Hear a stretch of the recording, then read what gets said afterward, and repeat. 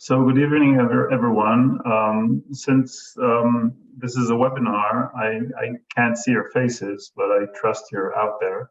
And I'll be lecturing for about 40 minutes or so, and then we'll have an opportunity for questions and answers. And I should start by... Excuse me, so I will just maybe repeat, if some of our participants would like to be visible, please raise your hand and we'll promote you to be a panelist, and then you can turn on your camera. So Ariel will be more happy to see your faces. Yeah, teaching is a shared experience. So I should just start by saying Shana Tova, Happy New Year for those of you who are celebrating our New Year. We're in the middle of the high holidays between Rosh Hashanah and Yom Kippur. And I've been asked by Tadeusz to share with you maybe some source of inspiration coming up to Yom Kippur, an inspiration that is almost 1,000 years old. Most of my research has to do with the Hebrew poetry of the Jewish poets of Spain, Muslim Spain at the time of the 10th, 11th, and 12th century, what's sometimes called the golden age of medieval Hebrew poetry. And I chose one poem and one poem alone, and we'll read it in translation and maybe elaborate a bit on that title, You're Not Alone. Why is that important coming into Yom Kippur? Well, Yom Kippur is the Day of Atonement is a very tricky day, because on the one hand, it's extremely private, because anyone who comes to the synagogue or wherever before God is coming with his or her own sins and good deeds and thoughts and intuitions and desires and so on. No one can see those. They're absolutely private. They're withheld within the person.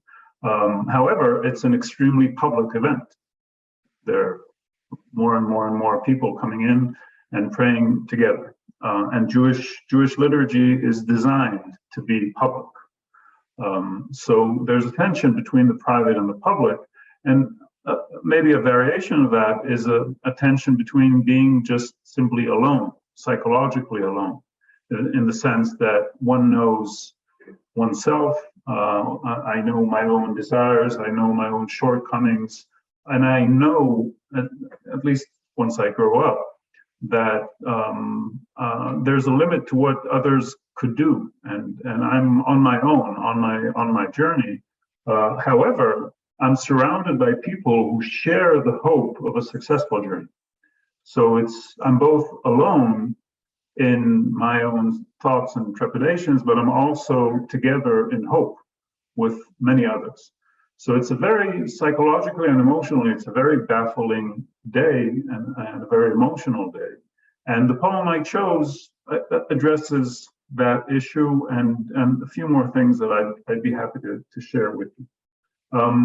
So let me put up the PowerPoint presentation that'll help us go along. It's a bit tricky. Forgive me if I do this for 1 second. So it's working. It's great. Is it? Yeah.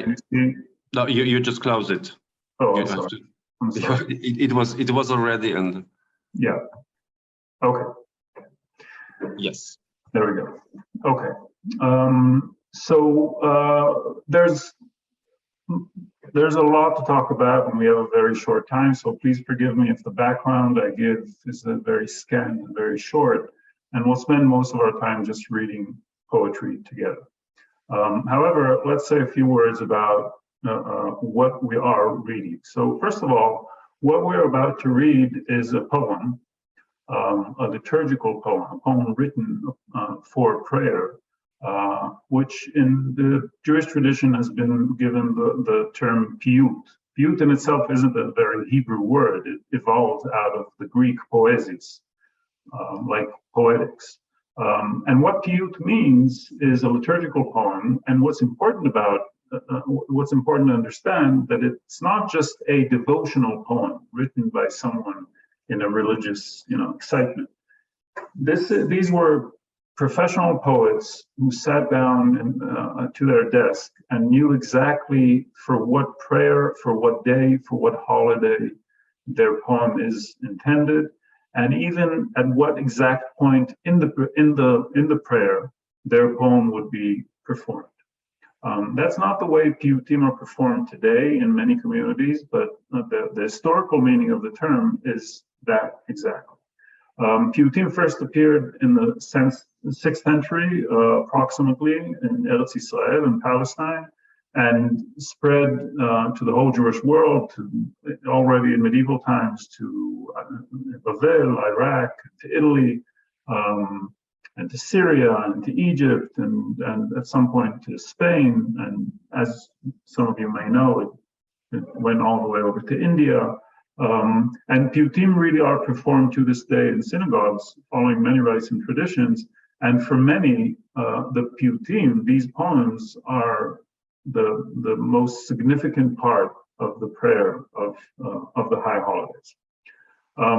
What we will read is a piyut that was written by an Andalusian poet. So when we're talking about piyut that comes from Spain, from Al-Andalus, we're talking about a poem that was written by poets living in Spain, which was under Muslim rule at the time. This began somewhere in the mid-10th century. And the poets living in Spain knew the ancient tradition that began in the 6th century in Eretz Israel. So they carried that on, but they also embellished it mostly to fit what they saw as the high and appropriate and beautiful style of poetry that should be performed in a synagogue. These poets did not write only liturgical poems, they also wrote poetry for social events, they wrote erotic poetry, wine poetry, and so on.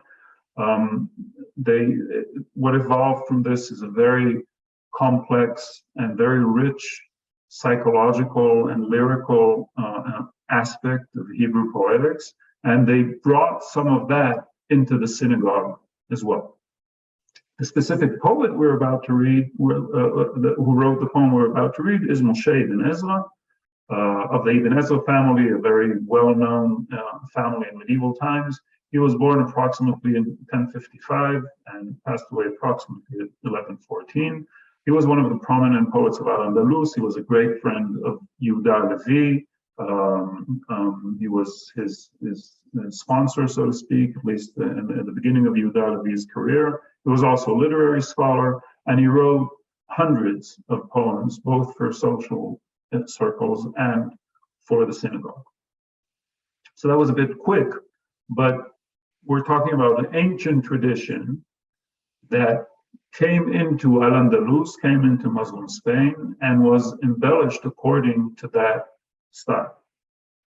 Now, what we are about to read is mostly the English translation. It's my own translation. I can't say it's far from perfect, but I hope it'll do.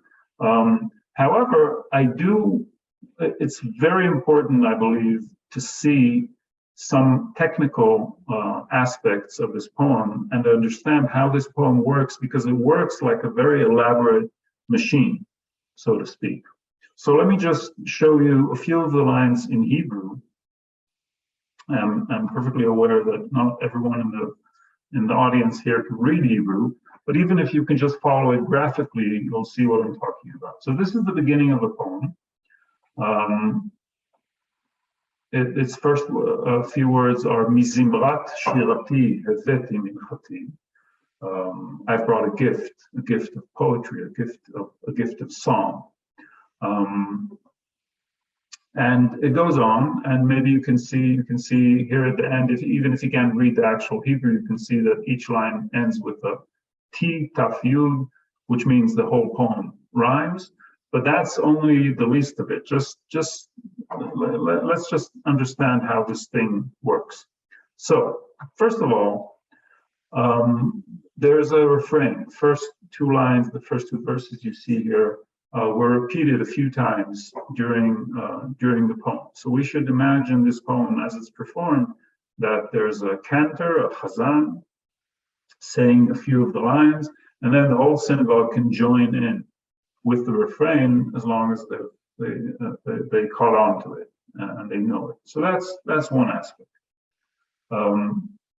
Another aspect, very substantial in this poem, is the acrostics. You can see that we have here, those of you who can read the Hebrew, we have here the Ot Aleph, and then Bet, and then Gimel, and as the poem goes on, it goes on to Dalet, Hey, Vav. The whole poem is constructed according to an alphabetical acrostics. I'll say at the start that my English translation does not follow the acrostics because it's way beyond my humble abilities. But it's important to see that in the Hebrew, that's part of what's going on. But that's not the end. A very difficult and challenging aspect of the poem is what we may call in English a sort of a linking. In Hebrew, we call it shilshul. Shalshelet is a chain of links. The last word in each line is the first word in the next line. Now remember, the first word also has to follow the acrostics. It's not easy at all. The poet has to begin his line with the aleph here, but he has to end it with a word that begins with bet. So it's an elaborate construction. So we have a refrain, we have acrostics, we have this sort of linking, which is something that the poets used from time to time. But that's not all. Another thing which makes the poem even more elaborate is the fact that the last words of each line are actually not Moshe Ibn Ezra's words at all. They are a word of scripture. These four words, for instance, Kachnet Birchati, come from chapter 33 in the book of Genesis, in Bereshit. And all the other words as well, all the other endings as well, come from various parts of the Bible, and you can see, this is already the English translation, you can see that Moshe Ibn Ezra just takes the words from wherever he can. Remember, he has to find a biblical quote that will have a last word that will enable him to link it to the acrostics and so on. You get the point. It's a very elaborate construction. A lesser poet from Moshe Ibn Ezra would have made a whole mess out of this construction, but since Moshe Ibn Ezra was such an accomplished poet, he was able to actually use all of these technical aspects of the poem and turn them into a real aspect of the dynamics of the psychological and emotional and spiritual aspects of the poem, as we'll see in a minute. So the poem is very complicated and very elaborate. We'll be reading it in 1 second. Before we go into the poem, I would just like to stop for a moment with this slide and just note that one could look at all of these elaborate aspects of a poem and say, well, it's a sort of a game, or it's a sort of a linguistic challenge. But this poem, as you can see here in the English translation, begins with the words, I bring an offering of poetry and song, or in Hebrew, Mizimrat shirati heveti minchati. So while one could look at this and say, well, it's a game, or it's a challenge, or it's a jigsaw puzzle, the poet himself is saying, no, no, no. This is my gift to my God. This is my offering. This is my sacrifice, so to speak. When I come before God, when I open my mouth in prayer, I am not only confessing, I'm not only asking or even thanking, I'm also presenting God with an offering. And the offering has to be the most beautiful and the most elaborate and the most wonderful thing that I could produce. Now, obviously, not every member of the congregation could write this. So Moshe Ibn Ezra is doing this as on their behalf, you'd say. So even though this poem is written in the first person, you can see the first word in the English translation is I bring an offering.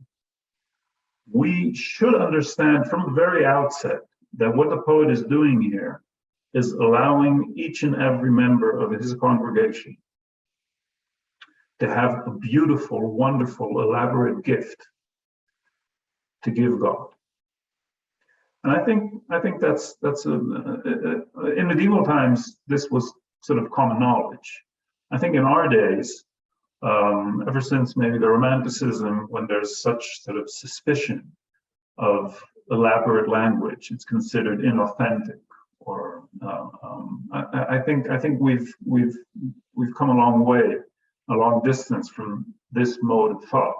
But part of the fun of reading medieval poetry is to be introduced to a different world, into a different understanding.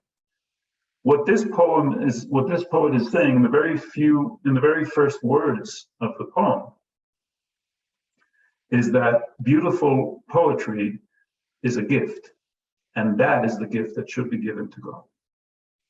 So having noted that, and having understood the technical aspects of the machinery of the song, let's read the poem once again in the English translation and see what we can make of it and how, if at all, Moshe Ibn Ezra is dealing with that question of being alone or being together in hope. It's a bit of a long poem, so we'll read each and every slide and say a few words about it. Let me just give you for 1 second. Okay, there we go. So Dasha, are we okay? I can't see anyone, so we are totally okay. Okay, great. So here we go. I bring an offering. Oh, and I should say one last thing. You can see that the last few words of each line are in italics. That's just to remind us that these are words of scripture, words from the Tanakh, and not which the poet just sort of weaves into his own discourse. I bring an offering of poetry and song. Take my blessing. I shall shed tears and let drop like dew my discourse. Discourse and sin have I lifted with me. Now have I come and wept. My sighs and secrets unto you I have revealed. I have revealed my woes, let all know my nourishment has been my tears. My tears shall assist me, for I have transgressed and I have done wrong as a child, and by my youthful crimes I have been stricken and alarmed, lest I shall say at my deathbed, nothing have I earned. I have earned grace, perhaps. I have earned grace. Perhaps in time God shall collect my shame. My shame I bring forth instead of my slaughter and my sacrifice. Okay, this is the end of the poem, but let's stop here for a moment and reflect on what we're seeing here. So there's a very dominant speaker. That's how we call him in literary scholarship. There's someone speaking in this poem. We shouldn't necessarily identify him with Moshe Ibn Ezra, the poet. There's a persona, there's someone speaking, and he's speaking about himself. Not only is he speaking about himself, he's describing what he is doing as he is approaching God, hoping for forgiveness. Now, many of the details here are pretty well known. They could be expected. You could almost say that some of them are a bit banal. But what makes the dynamics of the poem really interesting is that seemingly technical aspect of linking, because every line ends with a certain word and ends a certain train of thought, but then the same word has to start a new train of thought, a new discourse, a new sentence, a new reflection on who I am, where am I going, what is my journey, what are my hopes. And that is why while the speaker is going on here about his sins and his youthful crimes and so on and so forth, in many ways, he's going back and forth between despair and hope, for instance, because he says, let all know my nourishment has been my tears. That's all I have really to my name are my tears of sorrow. If we end the poem here, it's a note of despair. But then it's as if the speaker uses those same words, my tears, and wakes himself up and says, well, wait, tears are useful. My tears shall assist me, for I have transgressed and I have done wrong. I have something to my name, and I have these tears. I have my remorse. But then he ends the line with done wrong, and when he goes on, he starts reflecting on how wrong he actually was. And suddenly all hope drains out. I have done wrong as a child, and by my youthful crimes I have been stricken. Stricken and alarmed, lest I shall say at my deathbed, nothing have I earned.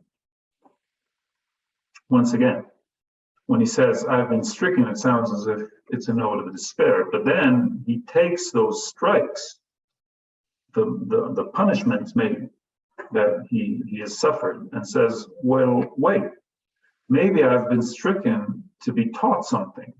So I will not say at my deathbed, nothing have I earned. So in many ways, the poem is going back and forth. The speaker is going back and forth between hope and despair. So that's one interesting thing to note, and it's really interesting to note how it's connected to that seemingly technical aspect of the linking. But we should say maybe two more things about what is going on here. One is the fact that, if you recall, I began by saying that in many ways, part of the problematics of Yom Kippur was being alone and being together.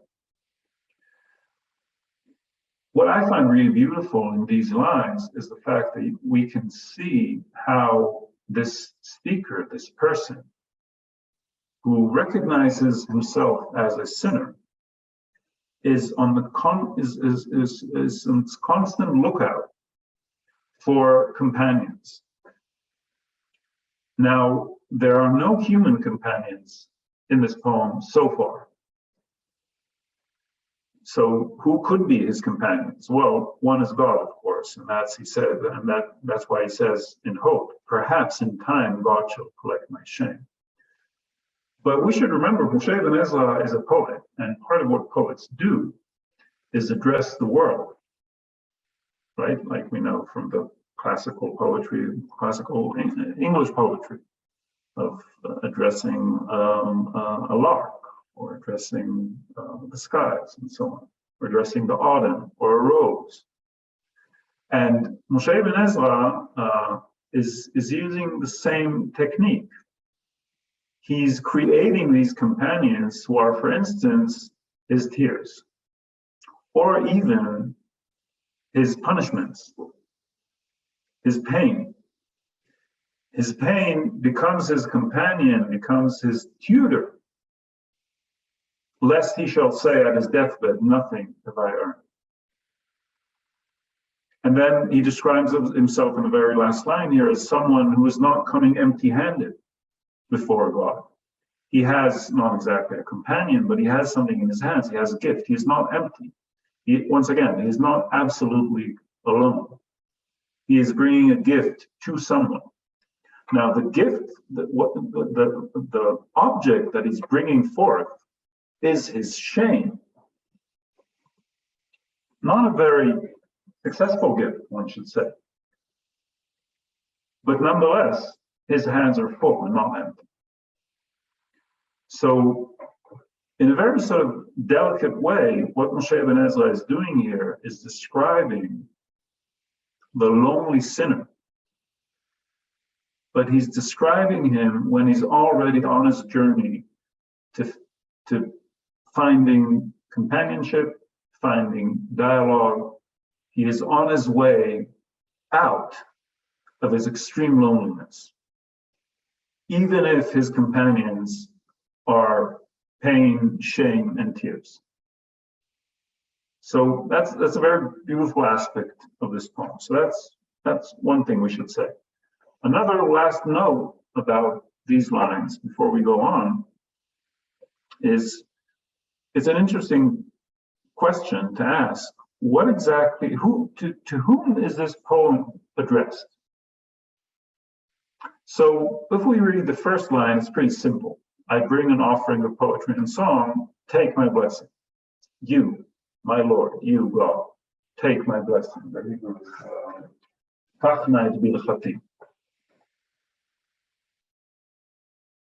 So that's pretty easy. And then later on, he says, unto you I have revealed. But then from the fifth line and onwards, this form of address to God practically disappears. And he is talking about himself, and maybe we should say he's talking to himself. A certain form of what we call in drama a soliloquy. He's talking to himself. Now, why am I mentioning this? For two reasons. The first reason is that, as I explained in the beginning, piyut is something that is superimposed on the regular prayer. Now, the regular prayer in the Jewish tradition, if you read, for instance, what's called Tfilat Amidah, the prayer of the 18 or 19 blessings, that is mandatory 3 times a day. The speaker in that prayer is constantly addressing God, calling him you, addressing him in the second person, asking him, thanking him, praising him. There are very few moments when, in the regular prayer, when one has an opportunity to speak to oneself. However, in piyut, that happens a lot. In other words, these poets, when they were writing poetry for prayer, it's not as if they took all their expertise as poets, put it on the side, and just wrote a new, some new sort of end note to prayer. No. They were writing sort of a supplement. They identified, they knew that something was perhaps missing from the regular prayer, these moments of reflection. And they said, well, we are poets. We know how to do this. We know how to write lyrical poetry. That is what we do. And thanks to these poets, indeed, in Rosh Hashanah and Yom Kippur and other holidays, we have these long poems in which the congregants have an opportunity to reflect and to talk to themselves. So that's one thing. And the second thing is just this is sort of a side note. We usually use the word soliloquy for those moments when on stage in drama, someone remains all alone, like Hamlet when he says to be or not to be.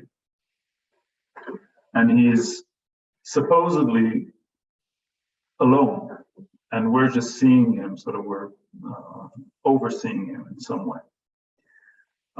However, it's interesting to know that the word itself, soliloquy, has a religious origin. The word soliloquy was probably coined by St. Augustine. And he did indeed mean that when he's performing soliloquies, he's talking to himself about himself. But what he actually meant was the religious aspect of talking to myself under extremely watchful eyes. So when I said that the speaker is talking to himself here, I don't mean that he says, well, wait a minute, God, let me figure some things out. It's more complicated than that. He is speaking to himself. He's even speaking about God in the third person, and perhaps in time God shall collect my shame, but God is present there as a sort of an addressee. So remember, if the title of this talk is "You're Never Alone," we can see how Moshe Ibn Ezra is working towards that kind of a frame of mind.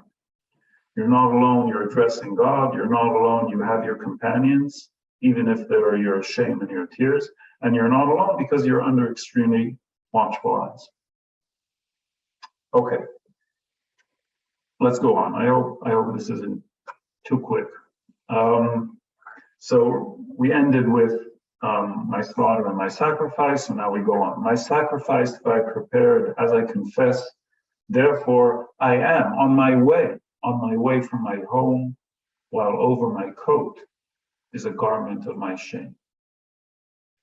You see, once again, that going back and forth, he exclaims, I'm on my way. I found my way. But then he says, well, but when I look at myself on that way, I see that what I'm wearing over my coat is a garment of shame.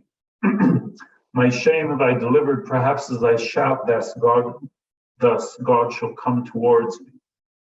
Towards me come redemption.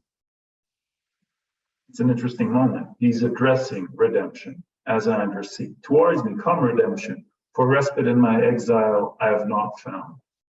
I have found my protector, and from the words of Torah I have not retracted. Now, the word exile here, galut in Hebrew, is a bit surprising because up until this moment, the speaker here was an individual with a biography and with his own sins and with his own shame. And exile is a communal phenomenon. We're talking about the exile of the Jewish people. So what exactly is going on here? Well, as we read the next 3 lines, we are invited to indeed understand that the speaker has somehow grown into the communal speaker. Now we are hearing Israel talk and not just an individual. He says, retract I must from my passion and embrace not the rule of those I hate. I hate and suffer, yet for my religion gladly do I suffer. I have suffered in exile, and to my God I send my fear.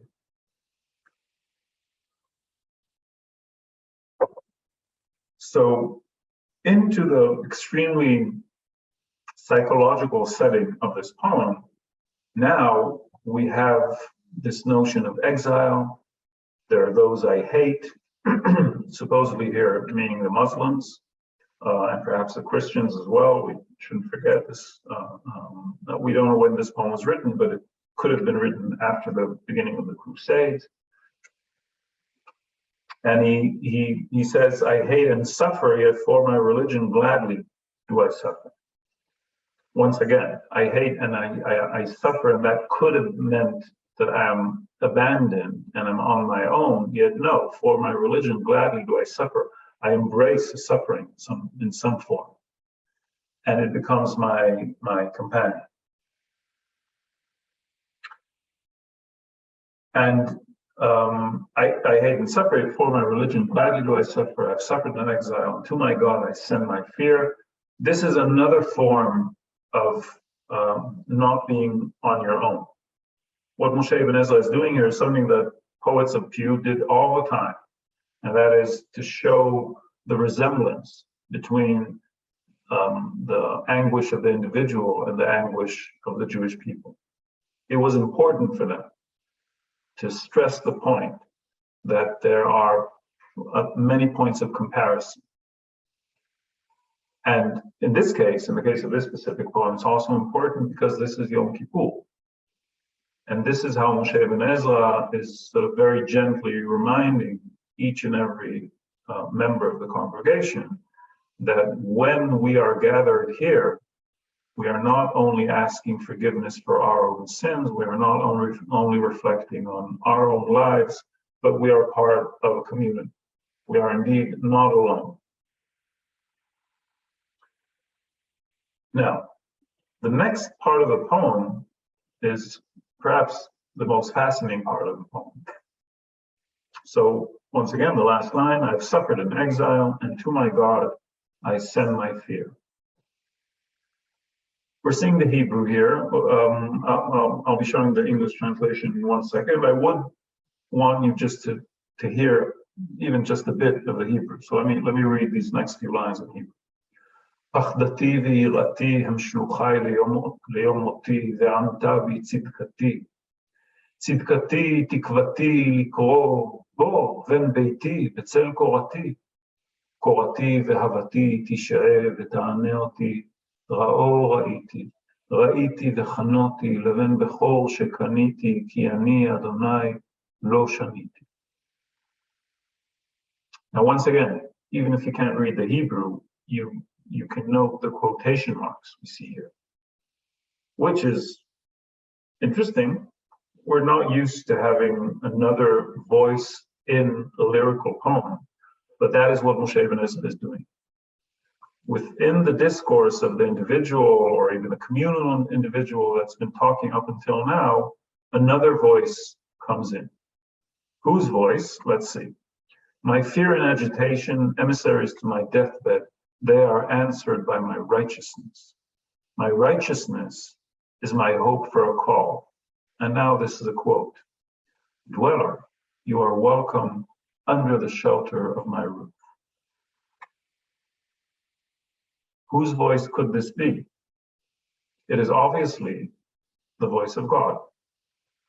What the speaker in the poem is saying here, that I have a hope for a call. I have a hope for an answer.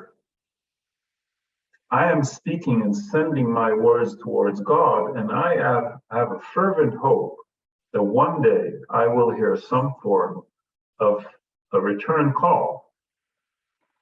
And it will be a very gracious return call, because it will say, dweller, you are welcome under the shelter of my roof. No strings attached, no matter whether you came with your shame or without your shame, with your pain, you are welcome under the shelter of my roof. But that isn't enough. The poem goes on. My deeds and prayers, you may see that the last word here is not the first word here, and that's because Moshe Ibn Ezra is playing around with the Hebrew here. Those of you who know Hebrew will be able to follow this. Kolati here means the roof beam. And kolati here means what has happened with me, my deeds. So it's the same word and it has two meanings, and Moshe Ibn Ezra is playing with that. My deeds and prayers are for you. Answer me. I have seen and absolved my eldest son, for I am the Lord and have not changed. Answer me, says the poet, or says the speaker in the poem. Maybe in an intonation of pleading, maybe he's begging for an answer. Maybe he's instructing God. Maybe he is demanding. Answer me. I have come a long way. I've done my best, and I need your answer. I need to hear you saying, I have seen and absolved my eldest son, for I am the Lord and I have not changed. The same God of old is the God of this day and the God to come. I am the same God, don't worry.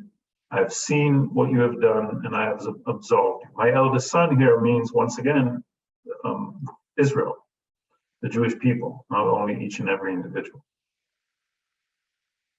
Now, if, as I'm suggesting, this poem is preoccupied with the question of being alone or not being alone, this is perhaps the climax of the whole poem. Because this is where we understand that despite the companionship, despite the fact that the individual is part of the community, despite the fact that the speaker is addressing God in the form of dialogue, all that is somehow not enough. He needs more, and he needs an answer. Now, you know, we could see this as a sort of a literary flourish, but I would invite you to ask yourself if you would turn to God and say, answer me, and open the quotation marks, what would you ask him to say? And I think that if you do that little thought experiment, you'll see that asking God to speak is perhaps a very hopeful act, but it's also very scary.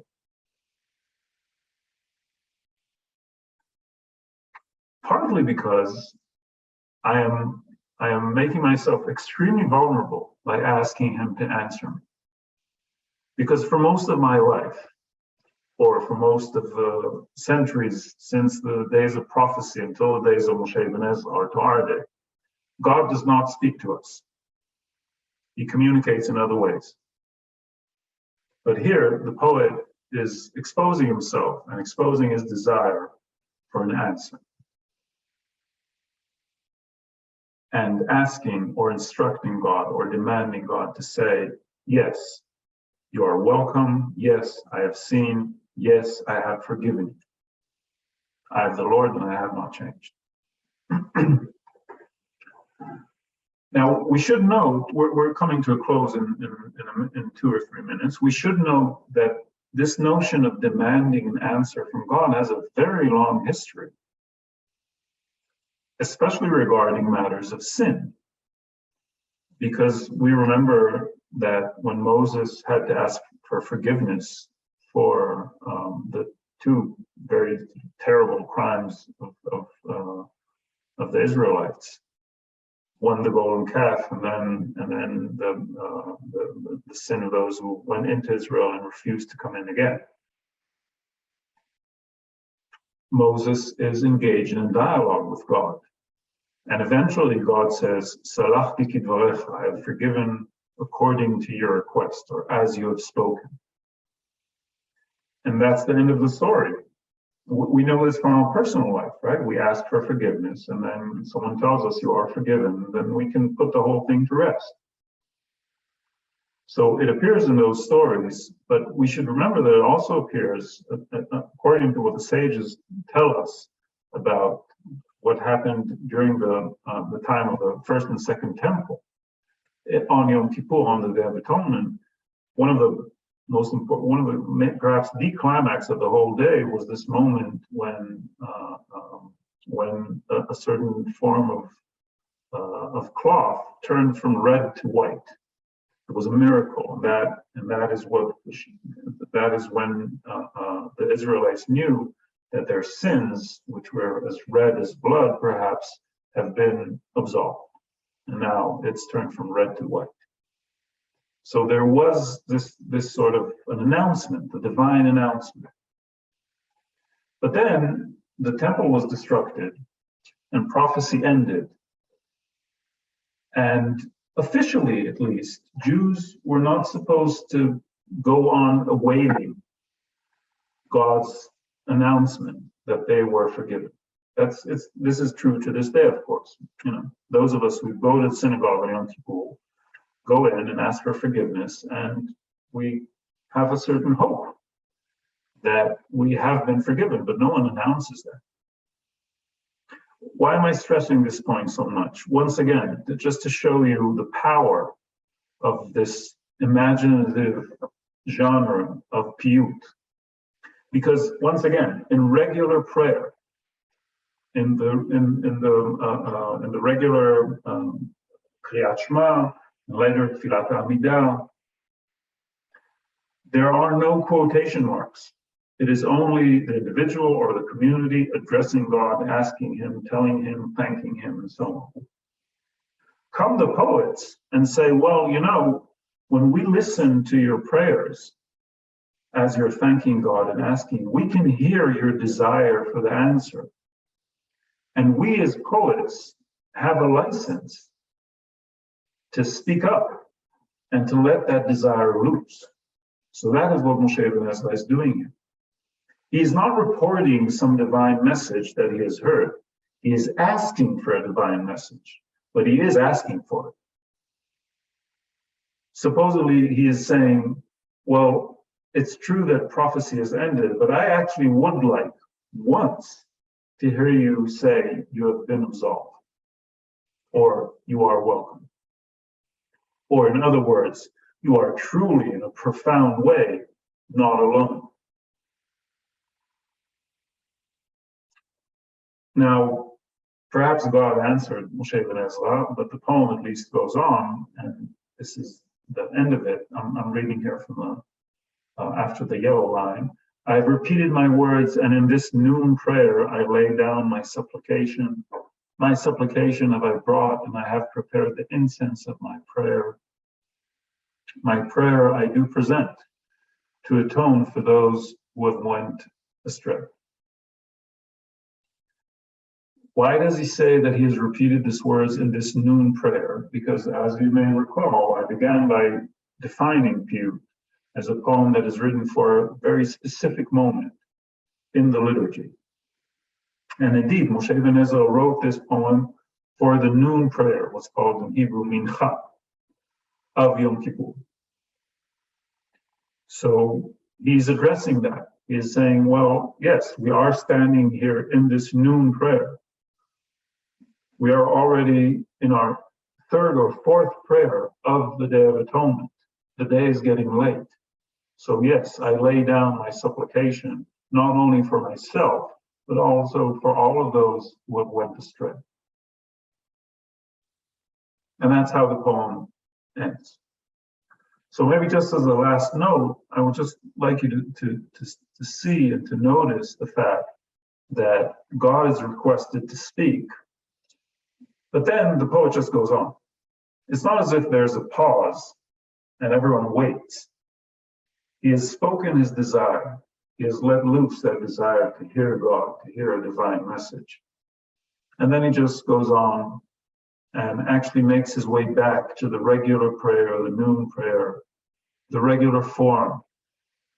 He is in these three, in the last three lines here, he is not addressing his tears. He is not, he's not using the technique of a soliloquy.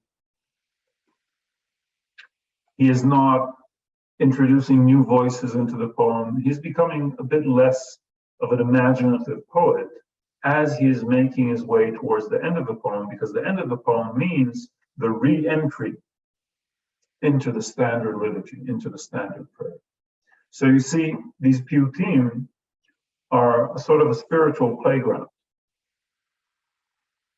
The poet has a license to be imaginative and to be bold and to speak out and to speak up.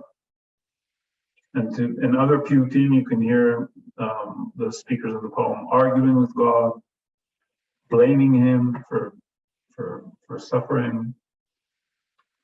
These are very vibrant poems. But the poets themselves were always aware of the fact that it is a playground, and at some point it has to close down and return its license to the regular prayer, which is what is done here.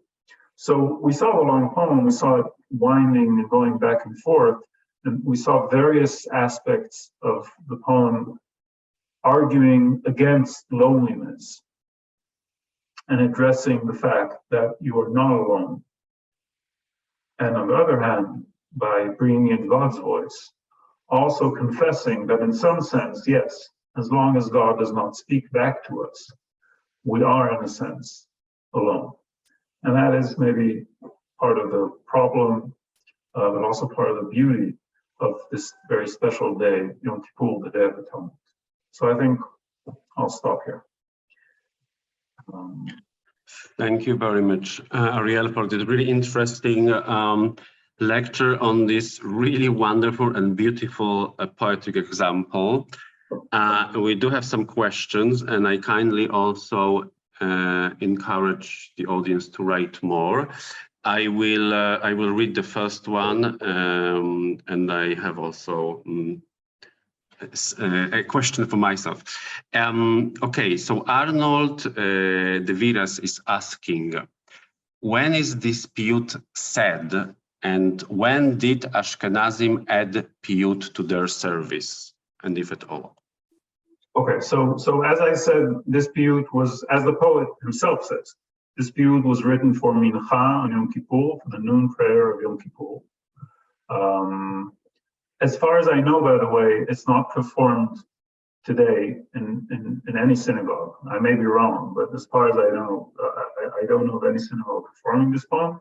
Part of the fun of being a Piyyut scholar is finding these poems in manuscripts and bringing them to life. I did not find this poem.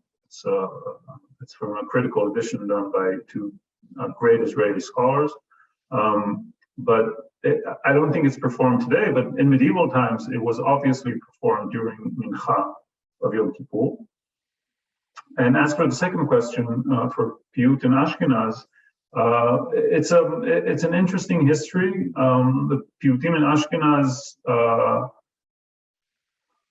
if maybe the shortest way to say this would be that the Piyutim in Ashkenaz came through the influence of Piyyut in Italy, and also Piyyut in Iraq, in Bavel, and at some point Piyyut from Spain. So if you sort of leaf through an Ashkenazi Siddur, you can see echoes of ancient Piyyut from Eretz Israel, Italian, Bavli Piyyut, and also echoes of Andalusian Piyyut. Okay, thank you for this answer. We have another question from Diana Lipton. Is the context of the biblical quotations ever relevant? Meaning that the first one is Jacob speaking to Esau? Yeah, so that's a wonderful question, and obviously we couldn't really address it. The answer is twofold. I'd say that when we're performing a reading of a specific poem, like the poem we read here, we can definitely find instances when the biblical context is relevant and it's and very illuminating. However, I should say that part of the poetics of Piyyut in Al-Andalus, in Muslim Spain, and when I say, and actually it wasn't part of the poetics of Piyyut, but of poetry, even secular poetry, was this aspect of taking biblical quotations or words and weaving them into your own poetic discourse, sometimes without any serious thought, or not thought, but any serious consideration for the original context. It's quite shocking for us. I think that for us as moderns, we'd expect that each and every, what we call in literary scholarship, allusion, we would expect that each and every allusion would sort of overflow with meaning. But these poets addressed biblical language as sort of their clay, and they could play around with it. It was obviously the most beautiful clay one could find, but sometimes that's all it was. It was beautiful matter, beautiful linguistic matter. Lovely, thank you for this. We have another two questions. First of all, Elani Slonim is asking, which elements of Sephardic Piyutim are borrowed from Arab poetics?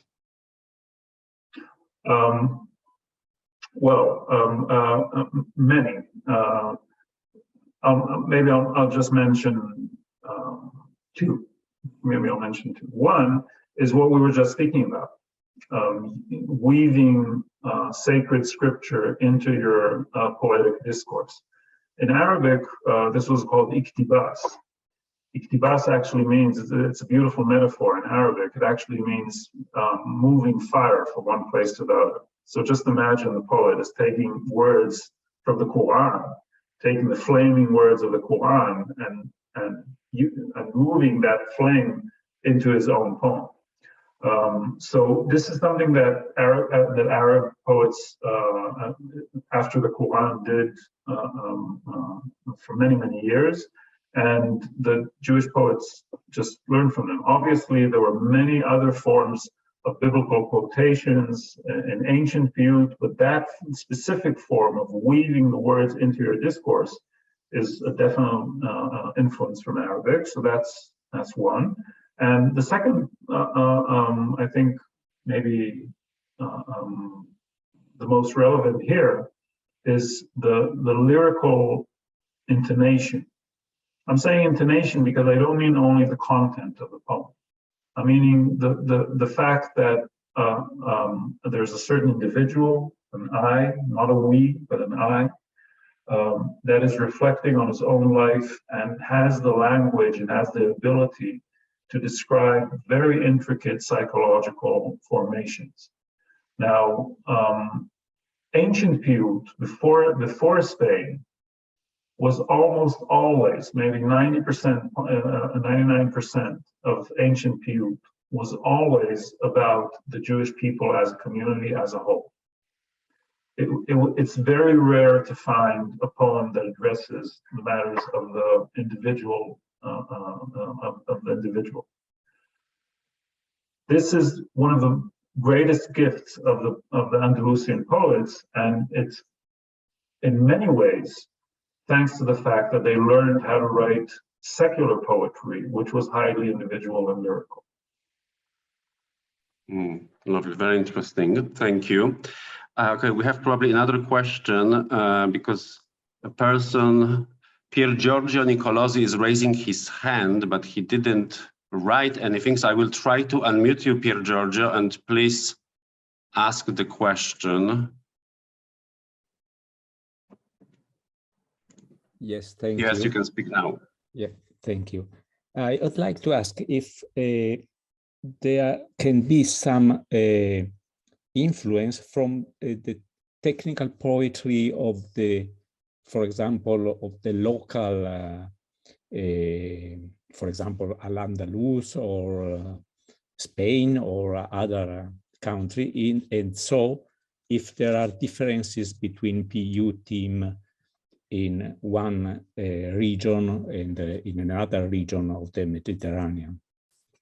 Yeah. Okay. So those are two important and very big questions. So I'll say that for the Piyutim in Al-Andalus, certainly there is an influence, but I should say that it's mostly, as far as we know, it's mostly the influence of Arabic poetics per se, not specifically Andalusian. Most of the poetry these poets were reading wasn't necessarily written in Al-Andalus, but part of the ancient great Arabic poets, Al-Mutanabi and Abu Nuwas and others. There is one very, very specific poetic form that is Andalusian, and that's what's called, in English, in scholarship, it's usually called the girdle poem, like a poem that's built as sort of a belt and goes around. And there are endless scholarly debates whether this has to do with some vernacular form of Romantic verse, maybe even popular verse. There are even scholars who think that those are the sources of the troubadour poetry. I'm not equipped to follow in those debates, but there is that one aspect. So that's as to your first question. As to the second question, yes, very much so. Up until we could say the 11th century, there are rather great differences between different areas of the Mediterranean. Why do I say until the 11th century? Because what the poetic output of Al-Andalus, of Spain, was so overwhelming for Jews all around the Mediterranean that what most later poets did was try to emulate them. So in the 12th and 13th century, you find poets in Northern Africa, in Egypt, in Syria, in Turkey. You find poets in Turkey in the 16th century, writing like Moshe Ibn Ezra. So in later eras, there are lesser differences, but up until the 11th century, there are rather great differences. However, it's still one tradition. I mean, Moshe Ibn Ezra knew Piyutim from Palestine, and he knew Piyutim probably from Bavel.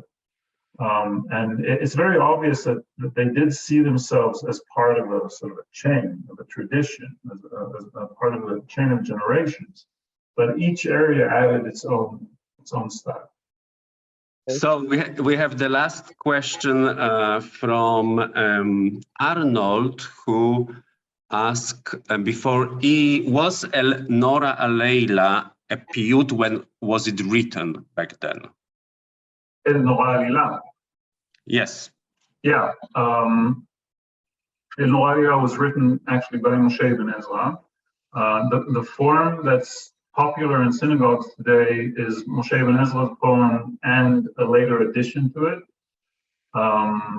And in fact, a student of mine called Omri Lignat just discovered not too long ago that Moshe Ibn Ezra's El Nora Alayla is based on an older poem written in the 10th century by a poet called Yosef Ibn Abitur.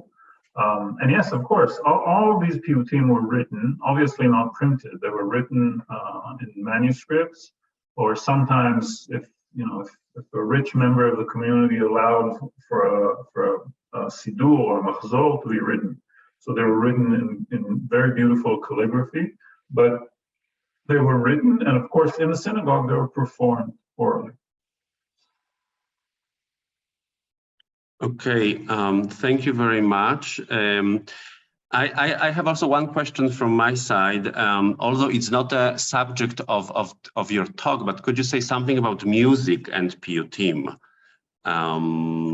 Yeah, it's also not only part of the talk, it's also not part of my expertise. But